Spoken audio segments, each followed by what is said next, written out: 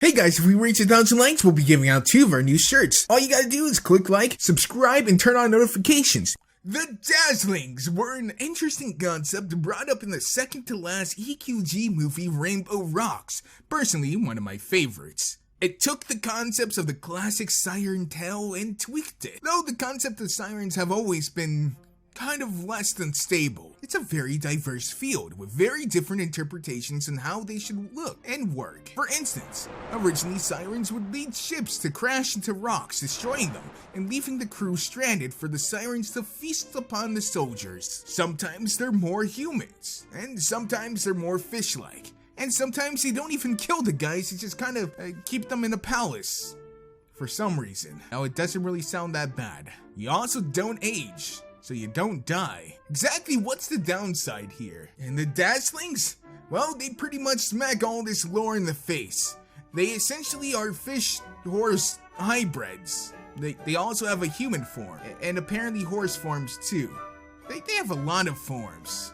And they apparently just hypnotize people, not only to do their bidding, but also apparently to feed off of. Guess they got like 2.5 things, right?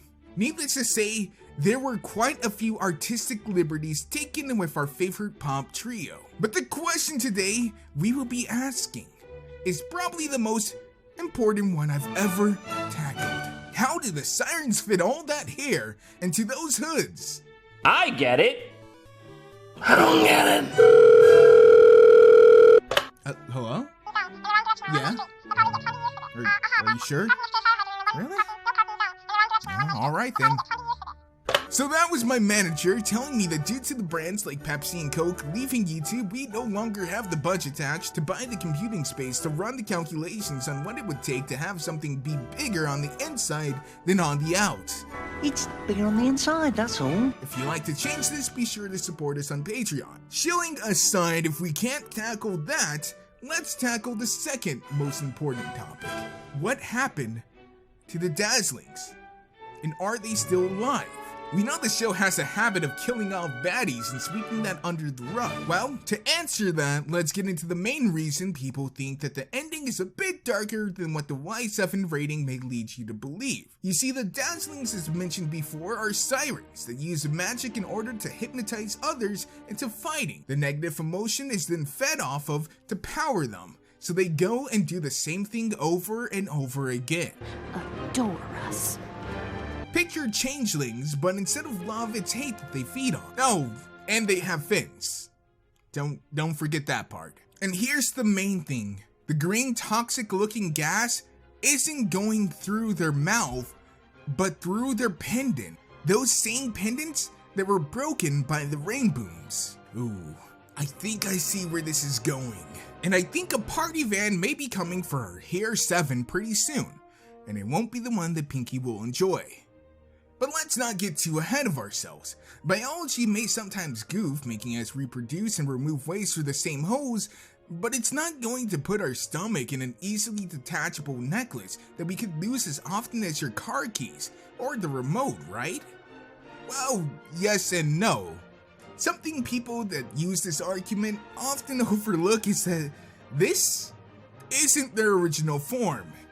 And hard to believe, but these 18-year-old bodies that are actually thousands of years old are just constructs of their actual form to fit into the world we see. In their siren forms, these pendants are actually fused into their skin, their stomachs no more detached than your eyeballs. However, I guess the statue decided having jewelry both from the teenager's neck might have been a bit too jarring, especially considering the time period of when they first got here. Come to think of it, if this place is like Earth, then all those wars and famines should have certainly given them enough juice to take over. But I digress. The point being, their gems are part of them. We just can't see that they are a part of them, but they are. Now, on to the meat and potatoes. Do they need meat and potatoes? Because judging from dumb hips, they're not necessarily missing any meals. So what gives? Do they eat, or is the magic that they gather sufficient enough? Well, to talk about that, let's first look at the reason of why do we eat? Well, for a lot of you out there, it's because food tastes good and you're in a privileged first world country. But on a biological level, why do we eat? Just as a power station requires gas or coal to power it, so we need fuel in the form of food to power us. So, case closed, right? All it is swapping the fuel sources. Some cars are electric, some cars are diesel. Well, it's not 100% that simple. You see, we get food, but the food carries vital nutrients. It's like protein and calcium. These nutrients are put to different uses as building materials to construct tissues and organs, to rebuild cells. So unless this magic is carrying all those vitamins, then our Dazzling trio will still have to consume some food every now and again. However, we've seen forms like T-Rex who literally sustain themselves off of magic. Now the question is literal magic the same thing as negative energy? Because it's not that these humans have magic, it's that they cause them to fight and this creates negative energy. But then why do the rain booms give them so much more? They're not fighting any harder, they're simply more powerful beings. So what gives? Well, unfortunately, this theory boils down to two things. Option A, magic also gives you the vitamins and proteins that you need.